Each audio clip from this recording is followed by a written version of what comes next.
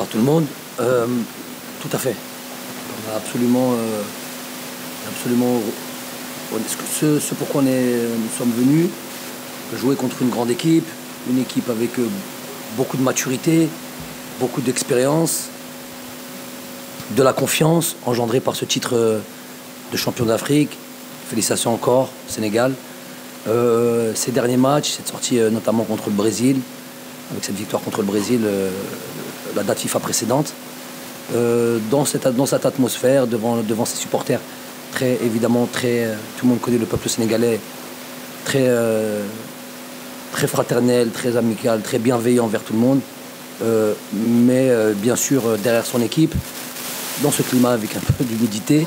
Donc tous les aléas finalement de ce qu'on va retrouver à la prochaine CAN. Donc rien à dire, c'est vraiment absolument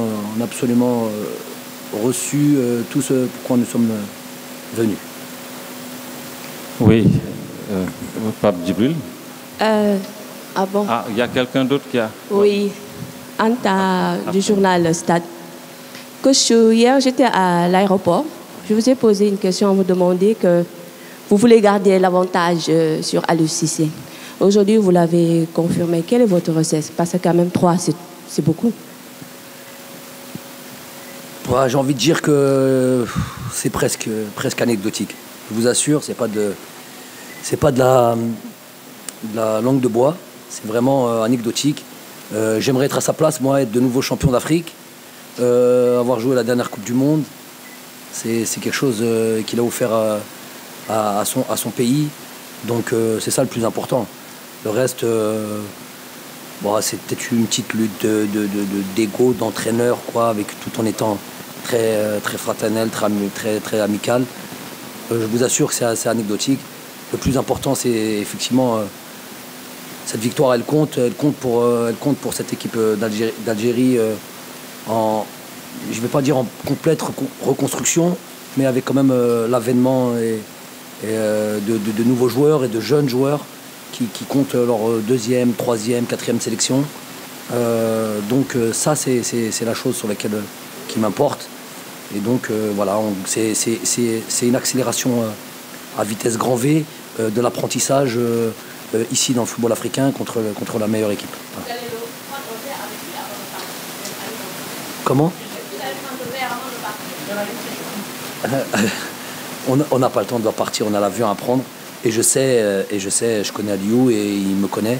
Je sais que après des matchs comme ça, tendus, et notamment il aurait voulu gagner absolument devant son peuple et devant tous ses supporters.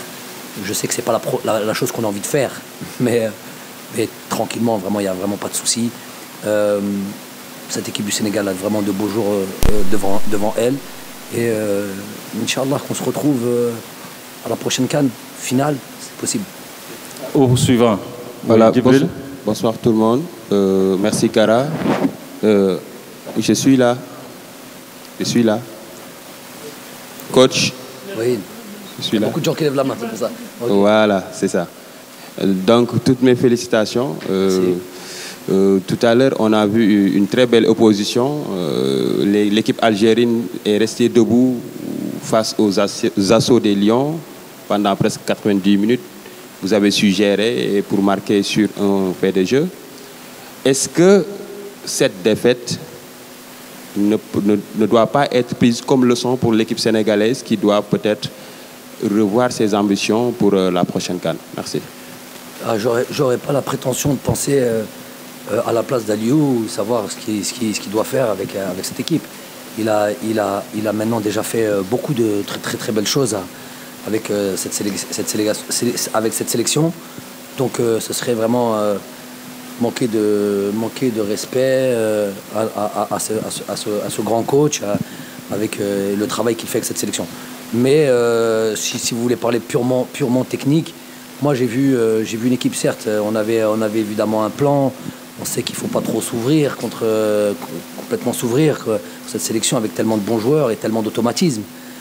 Mais pour autant, j'ai vu aussi, et c'était aussi le plan, il ne s'agissait pas de subir, et c'est pas ce qu'on a fait. Donc on s'est pratiquement donné coup pour coup, des situations d'un côté du Sénégal, des situations aussi chez nous qui auraient pu faire mouche aussi. Peut-être avec voilà, le fait de jouer à l'extérieur, c'est un petit peu différent. Moi, j'espère que tous les supporters, que nos deux peuples, je suis sûr qu'ils ont apprécié cette bonne bataille, vraiment dans le fair play le plus total, mais dans l'engagement aussi le plus total. Et c'est ça ce qui est le plus intéressant dans le football.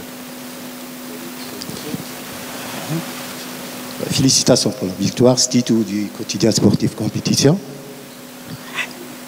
Oui, il y a les camarades. Oui. Vous pouvez vous asseoir, s'il vous plaît. Oui. D'accord. Désolé. Bon, aujourd'hui, on a découvert un grand gardien, Anthony Mandrea. Il a fait un super match.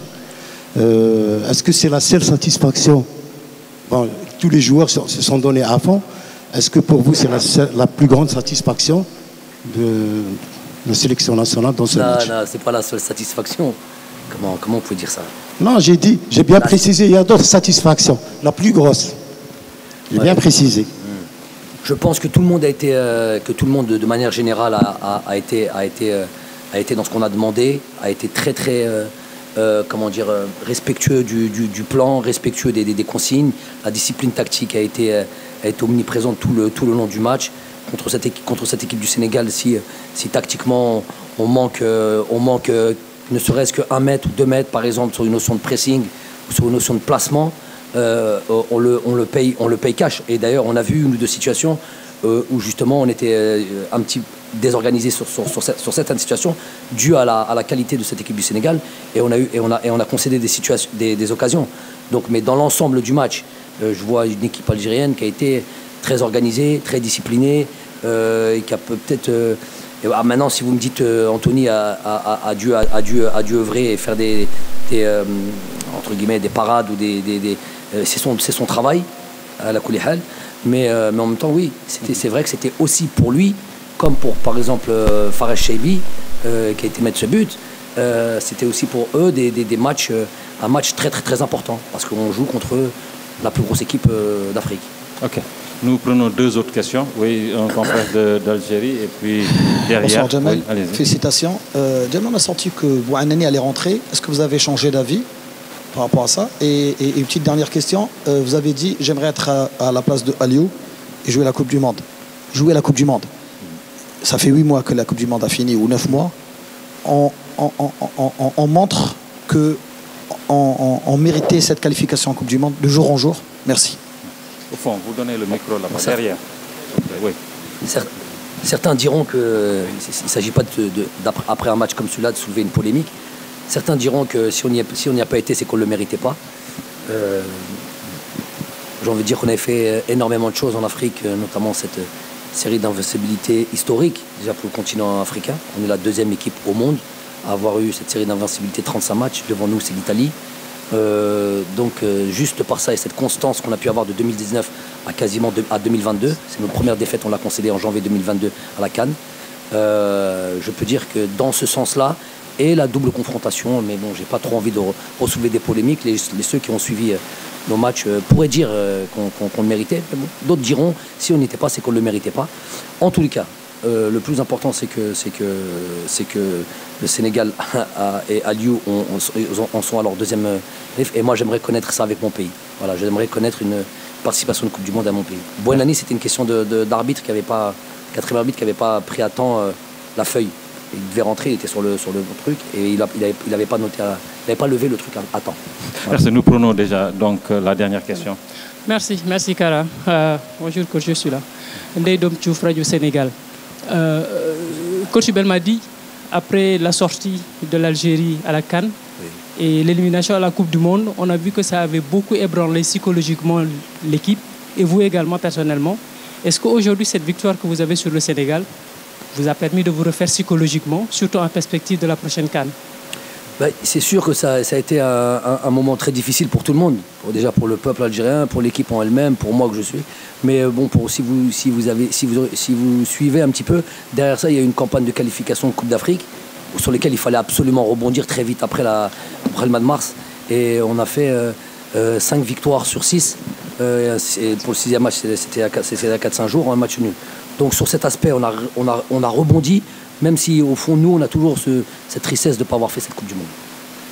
J'ai juste envie de dire un mot à la fin. J'ai répondu à votre question, madame? Voilà. Ouais. J'ai juste envie de dire, en profiter encore pour souhaiter toutes nos condoléances au peuple marocain, puisque vous avez fait gentiment cette annonce dans le stade. Donc on répète ça, on est de tout cœur avec eux, avec nos frères. Et Merci. La toute dernière question. Madame, oui. Alors, coach, moi je me rappelle en 2019, juste après la finale face au Sénégal, nous avons interpellé par rapport à l'avenir du sélectionneur national Aliou Cissé. Vous avez dit c'est un excellent technicien, il faut le soutenir. Depuis lors, beaucoup d'eau a coulé sous le pont, on peut le dire. Il y a eu ce sacre avec le Sénégal. Alors, désormais, l'objectif, c'est la conservation du titre continental. Comment est-ce que vous voyez la marge de manœuvre de cette équipe par rapport à cet objectif-là? Vous m'accorderez pour dire que j'ai été un peu visionnaire en vous disant de garder ce coach. Voilà, donc il a fait un travail immense avec cette équipe, le renouvellement de cette équipe, l'apparition d'autres joueurs. Et je vois que l'équipe est encore, je dis très sincèrement, j'ai vu encore une phase de progression entre l'équipe qu'on a rencontrée à la CAN en 2019 et cette équipe-là. Je vois encore plus d'automatisme, encore plus même de maturité dans le jeu. Et elle va être encore présente lors de la prochaine CAN et ça va être une équipe, l'équipe qui détient le titre et qui va être difficile à détrôner. Merci beaucoup, coach. Merci beaucoup. Chaque défaite, bien sûr qu'on n'est pas content parce qu'on a envie de gagner. Ce match-là, on avait envie de le gagner, surtout quand on connaît l'historie entre l'Algérie et le Sénégal. Mais en réalité, comme je le disais, c'est un match de préparation aussi en direction de la CAN. Nous, on a voulu jouer ces genres de matchs-là. Donc, je crois que l'opposition a été présente. Il marque un but sur coup de pied arrêté, sur un fait de jeu. Maintenant, on peut discuter est-ce qu'il y a faute, est-ce qu'il n'y a pas faute. Voilà. Donc, mais dans le contenu, je crois que ce que je voulais voir dans cette équipe-là, je l'ai vu. Parce qu'en première période, je pense qu'on aurait pu tuer le match. On ne l'a pas fait. Et un match de haut niveau, il faut être encore beaucoup plus dur. Mais dans le contenu, c'est vraiment positif. Ce que j'ai vu dans l'équipe, ce que l'équipe a fourni pendant pratiquement 90 minutes. Le regret, c'est qu'on a manqué un petit peu d'intensité à la fin, dû peut-être à la fatigue et puis à la chaleur. Mais dans l'ensemble, le contenu est parfait. Mais bon, c'est vrai que cette défaite-là, ça nous permettra aussi de continuer à travailler, de savoir que rien n'est encore acquis. Oui, on est champion d'Afrique. On venait de sortir de gagner le Brésil. Aujourd'hui, c'est un coup d'arrêt pour nous. Depuis, je crois, 9 ans, on n'avait pas perdu ici. C'est un cycle qui s'arrête. Et comme on dit, chaque cycle, à un moment donné, ça s'arrêtera. Si je peux parler de cycle. Maintenant, à nous de repartir et recommencer encore un autre cycle à partir du mois d'octobre. Merci. Non, il n'y a pas eu il y a eu un changement tactique quand on a pris le but. On est passé effectivement avec Kouyaté derrière. Mais ça, c'est quand on a pris le but. Mais j'ai envie de dire que oui, sur les latéraux, comme je le dis,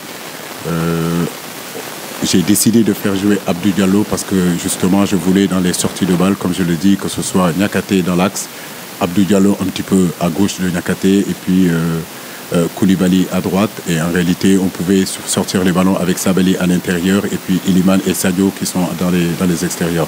C'est notre 4-3-3 position initiale, mais en réalité, on l'a transformé dans les sorties de balles. Et ces sorties de balles ont été plutôt bonnes parce qu'on a pu contrôler l'équipe algérienne qui venait très haut. On a trouvé des intervalles avec Idrissa, avec Pathé, avec Pape Matar et par moments aussi avec Iliman sur le côté et Sadio. Je pense que c'est ce que je disais tout à l'heure, le contenu a été plutôt bon sur le plan tactique. Moi, je suis satisfait du contenu que les garçons ont fourni. Maintenant, le football, comme je le dis, ça ne suffit pas que le contenu soit bon. Il faut être efficace dans les deux zones. Et malheureusement, aujourd'hui, on n'a pas été efficace, en tout cas une seule fois, parce qu'ils ne se sont pas procurés non plus des tonnes d'occasions par rapport à ce que nous sommes procurés en première période.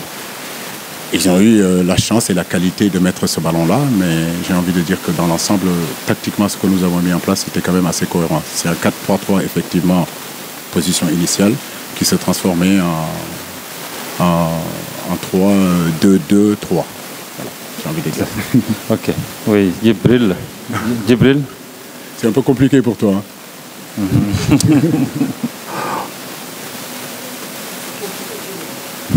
Voilà.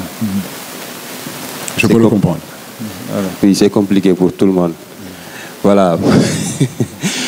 Coach, je pense que c'est la dernière fois que le Sénégal a perdu contre une équipe africaine, c'était en 2019, si ma mémoire est bonne, et c'était contre cette même équipe algérienne.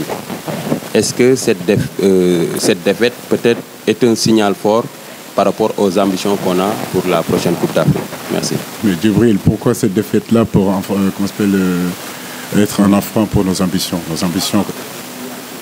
Oui, c'est toujours un signal fort, c'est une alerte, bien sûr, pour nous tous. Ça nous permettra de savoir que rien n'est acquis. Il faut avoir cette humilité-là de continuer à travailler. Mais comme je l'ai dit, c'est un match amical. Voilà, c'est un match de préparation. Nous, ce qui nous a intéressé, c'est surtout sur le plan du jeu, c'est nous confronter aux meilleures équipes. Bien sûr que les gens, la seule chose peut-être qu'ils retiennent, c'est la victoire. Mais au-delà de la victoire aussi, il y a un contenu qui est là, qui est intéressant. Nous allons continuer à travailler. Moi, je reste positif malgré cette défaite-là. Ma motivation est intacte. Je sais que l'équipe a répondu par rapport aux exigences, par rapport au plan de jeu que je voulais. Maintenant, comme je dis, on nous a manqué quand même un petit peu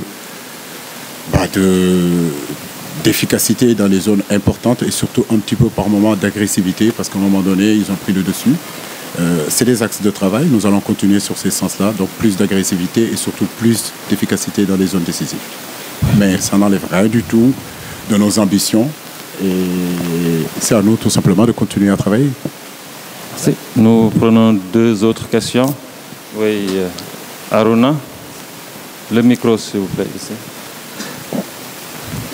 Merci. Bonsoir coach. Bonsoir. Moi j'ai une question qui est relative un peu à l'état d'esprit. On a comme l'impression qu'à chaque fois que le Sénégal joue contre certaines équipes du Maghreb, ils arrivent à faire sortir les joueurs sénégalais de leur match. On l'a constaté sur ce match, aussi amical soit-il, des joueurs de la trempe de Sadio Mané, malgré leur expérience, Gana Gueye, ont eu à s'énerver, à passer leur temps peut-être à un moment donné à parler à l'arbitre. Est-ce qu'il n'y a pas un travail à faire à ce niveau-là pour cette équipe du Sénégal qui n'arrive pas à sortir de ce genre de situation? Écoutez, c'est vrai que par moment, il y a de la frustration, surtout quand tu perds un 0 et qu'à un moment donné, tu as envie d'égaliser. C'est juste des frustrations de joueurs. Je peux comprendre que ce soit Idrissa, que ce soit Sadio. Pourtant, ce sont des garçons quand même assez calmes. Cette frustration, elle est là, mais ça ne veut absolument rien du tout. C'est des compétiteurs. Maintenant, comme je le dis, en première mi-temps, si tu marques les buts, cette situation-là, elle n'est pas là. Donc, pour moi, c'est pas ça le problème, quoi. Voilà, c'est des compétiteurs. Ils veulent gagner, ils ne gagnent pas, ils sont frustrés. Mais après, ça passe au bout de quelques temps. Voilà. Mais c'est vrai qu'on devrait se concentrer un peu plus dans le jeu. Quand l'équipe adverse casse un petit peu le rythme, quand l'équipe adverse, à un moment donné, tombe, j'ai envie de dire que sur ce côté-là, les équipes maghrébines ont plus de métier, j'ai envie de dire, pour ne pas utiliser un autre mot, mais ils ont en tout cas beaucoup plus de métier et c'est un axe de travail pour nous aussi, on doit progresser là-dessus. La dernière question, je pense qu'on donne ça à une dame. Une dame qui lève.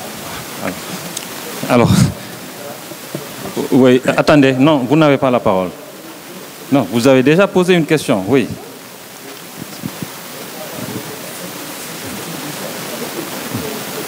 S'il vous plaît, après, je vous donnerai la parole. Je vous donnerai la parole après. Allez-y d'abord. Allez-y. Allez, merci. S'il vous plaît. Allez-y.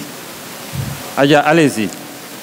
Alors, coach, moi, ma question, d'ailleurs, hier, on vous a interpellé sur cela. Idrissa Gana Gueye était à vos côtés. Vous avez plus insisté sur le collectif. Mais cette fois-ci, avec l'absence de deux joueurs cadres, comme Ismaïla Sarr, mais aussi Boulaye Dia, est-ce que ces individualités ne vous ont pas manqué cet après-midi, ce soir? Écoutez, quand on perd un match, on peut toujours penser qu'il manque un joueur ou il manque quelqu'un. Mais en réalité, moi, j'ai 24, 25, 26 très, très, très bons joueurs. On a constitué une équipe avec des doublures et parfois même dans certains postes, on a trouvé des triplettes. Aujourd'hui, tous les joueurs qui viennent dans cette équipe nationale-là, ce sont des garçons qui ont de la qualité. Ismaïla Sarr, on le connaît. On sait que dans son style de jeu, effectivement, aujourd'hui, on peut imaginer qu'il nous a quand même manqué, parce qu'à un moment donné, on a manqué un petit peu de percussion. Ismaïla, c'est un joueur de percussion. Iliman, c'est un joueur souvent qui rentre à l'intérieur. C'est deux profils différents, mais deux profils intéressants aussi. Et je crois que, je le dis et je le répète, si on avait marqué ce but-là, si on avait poussé ce petit ballon qui traîne dans le but, toutes ces questions-là, on ne se les poserait pas. Mais je comprends qu'on se pose ces questions-là d'une absence d'Ismaïla Sarr, ou bien une absence de Boulaïdia, ou une absence, par exemple, de Pape Gueye ou d'un Nampalys Mendy. Mais en réalité, le groupe qui était là était quand même assez compétitif et ils avaient des qualités aussi.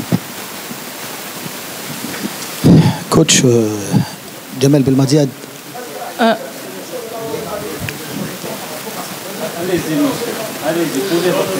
Coach Jamel Belmadi avait déclaré qu'il préférait perdre tout le temps avec vous et participer à une Coupe du Monde.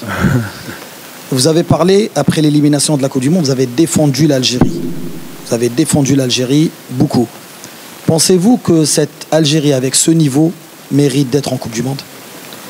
Et, au moins pour la prochaine. Merci. Je crois que les Algériens aujourd'hui travaillent pour retourner à la Coupe du Monde. Et en réalité, pour l'Afrique, pour le continent africain, l'objectif, c'est toutes les grandes nations de football aujourd'hui capables de représenter le continent africain à la Coupe du Monde y soient, pour donner un peu plus de chance en réalité à l'Afrique de gagner un jour la Coupe du Monde.